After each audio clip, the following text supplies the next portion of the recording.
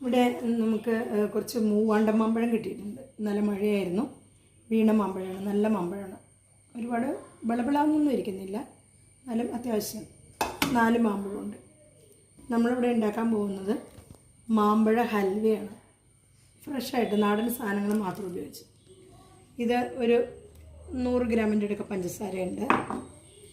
ഇത് കോൺഫ്ലവർ പൊടിയാണ്, ഒരു പാക്കറ്റ് പൊട്ടിച്ചിട്ടുണ്ട്. ഇത് നെയ്യാണ്. ഇത് നമുക്കിനി ഹൽവ ഉണ്ടാക്കണത് എങ്ങനെയാണെന്ന് കാണാം. ഈ മാമ്പഴം ഒന്ന് തൊലി പൊളിച്ച് കൊണ്ടുവരാം. ഇത് തൊലി പൊളിച്ച് വെച്ചിട്ടുണ്ട്, തൊണ്ടെടുത്ത് മാറ്റി വെച്ചു. നമുക്കിത് അരിഞ്ഞു കൊണ്ടുവരാം. ഇത് നമ്മൾ അരിഞ്ഞ് നമുക്കിത് മിക്സിയുടെ ജാറിലിട്ട് ഒന്ന് അടിച്ചെടുക്കണം. ഇത് പഴുപ്പ് ഇത് ഒട്ടും മൂവാണ്ടൻ മാമ്പഴം ആയതുകൊണ്ട് തന്നെ ഒട്ടും നാരില്ലാത്തതാണ് ഏറ്റവും നല്ലത്. നാരുള്ളതാണെങ്കിൽ നമ്മളിത് അടിച്ച് മിക്സിയുടെ ജാറിൽ അടിച്ചെടുത്ത് കഴിഞ്ഞിട്ട് അത് അരിച്ചെടുക്കേണ്ടി വരും, അല്ലെങ്കിൽ നാര് കടിക്കും. നമുക്കത് അരിഞ്ഞെടുത്ത് കൊണ്ടുവരാം. അപ്പോൾ നമ്മൾ ഈ മാമ്പഴം മുഴുവനും ചെറുതായിട്ട് അരിഞ്ഞു വെച്ചിട്ടുണ്ട്. മാങ്ങ തൊണ്ട് നമുക്ക് മാറ്റി വയ്ക്കാം. ഇത് പൾപ്പെടുക്കാൻ വേണ്ടിയിട്ട് നമ്മൾ മിക്സിയുടെ ജാറിലേക്ക് ഇട്ട് ഇത് മൊത്തം അടിച്ചുകൊണ്ട് വരാം.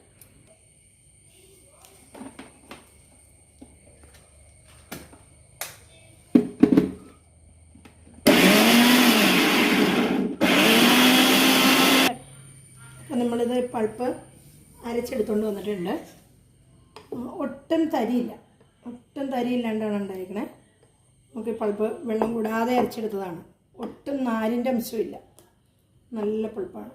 അപ്പോൾ ഇനിയിപ്പോൾ നമ്മൾ ഹലുവ ഉണ്ടാക്കാനായിട്ട് അടുപ്പത്ത് തീ പൂട്ടും.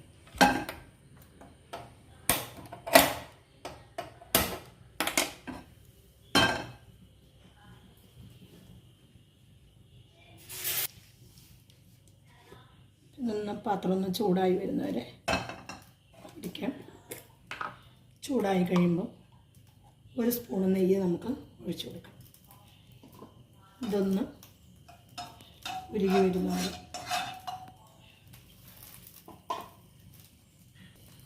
നമ്മൾ മാമ്പഴം ഒഴിച്ചു കൊടുക്കാം.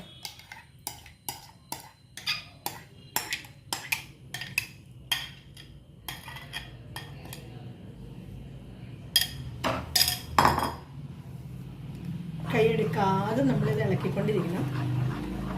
ഇതൊരു കട്ടിയാവുന്നവരെ ചെറുതായിട്ട് ഇളക്കിക്കൊണ്ടിരിക്കുക.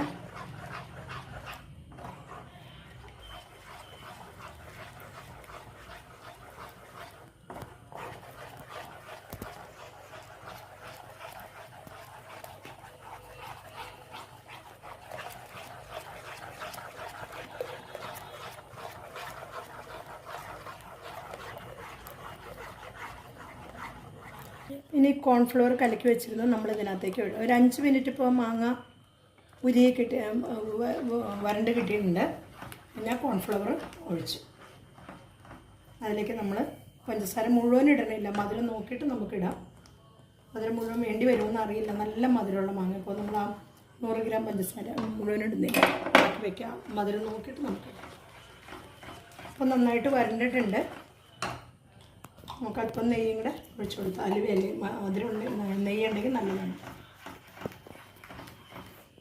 ഇനി ഇതൊന്ന് കട്ടിയാവുന്നവരെ നമുക്കിതൊന്ന് ഇളക്കി വയ്ക്കാം. അപ്പോൾ നമ്മളിത് കുറുകി വന്നിട്ടുണ്ട്. ഇനി പാത്രത്തിൽ നിന്ന് വിടുന്ന വരുവാകുമ്പോൾ ഇത്തിരി കൂടെ നെയ്യ് ഒഴിച്ചു കൊടുക്കണം. നമുക്ക് കറക്റ്റായിട്ട് വിട്ട് വന്നിട്ടില്ല, ഇത്തിരി നെയ്യ് ഒഴിച്ചു കൊടുക്കണം. തീ കുറയ്ക്കണം, തീ കൂടാൻ പാടില്ല. തീ കൂടിക്കഴിഞ്ഞാൽ കരിഞ്ഞ് പോവാടി. ഇപ്പോൾ ഇതിങ്ങനെ പാത്രത്തിൽ നിന്ന് വിട്ട് വയ്ക്കാം.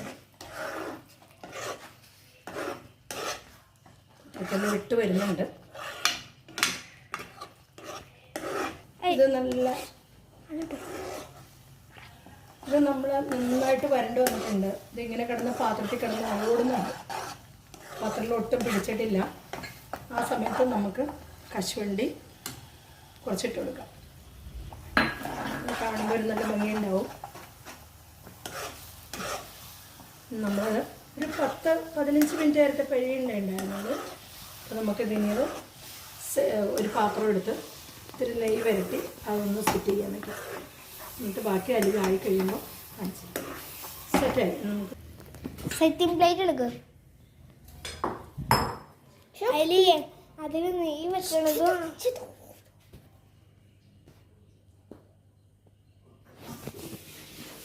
പാത്രം നെയ്യ് പുരട്ടി വെച്ചിട്ടുണ്ട്.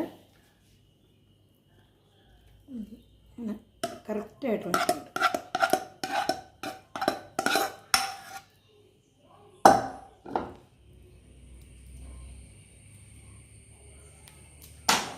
ഇപ്പം നെയ്യെടുത്ത സ്പൂൺ കൊണ്ട് തന്നെ നമുക്കതൊന്ന് ശരിക്കും റൗണ്ട് ചെയ്ത് ഇതിൽ ഭംഗിയാക്കി ഇത് സെറ്റായി കഴിയുമ്പോൾ നമുക്കെടുത്ത് മുറിച്ച് വേണം.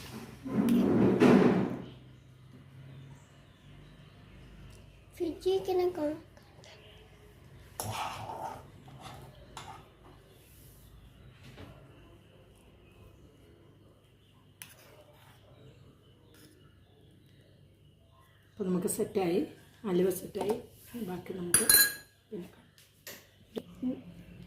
ഇത് നമ്മളിനി സെറ്റായി കഴിയുമ്പോൾ കാണിച്ചു തരാം. എത്ര ടൈം എടുക്കുമെന്നും പറയാം.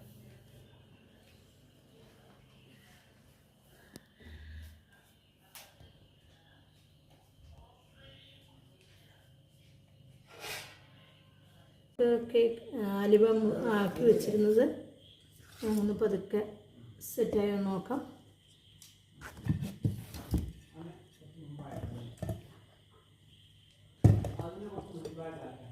കറക്റ്റ് സെറ്റായിട്ടുണ്ട്. ഇനി നമുക്കൊന്ന് മുറിച്ച് നോക്കാം.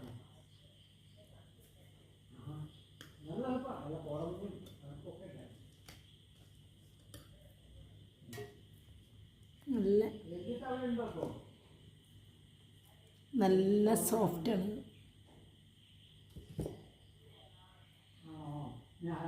നല്ല പഞ്ഞി പോലെ ഇരിക്കുന്നുണ്ട്.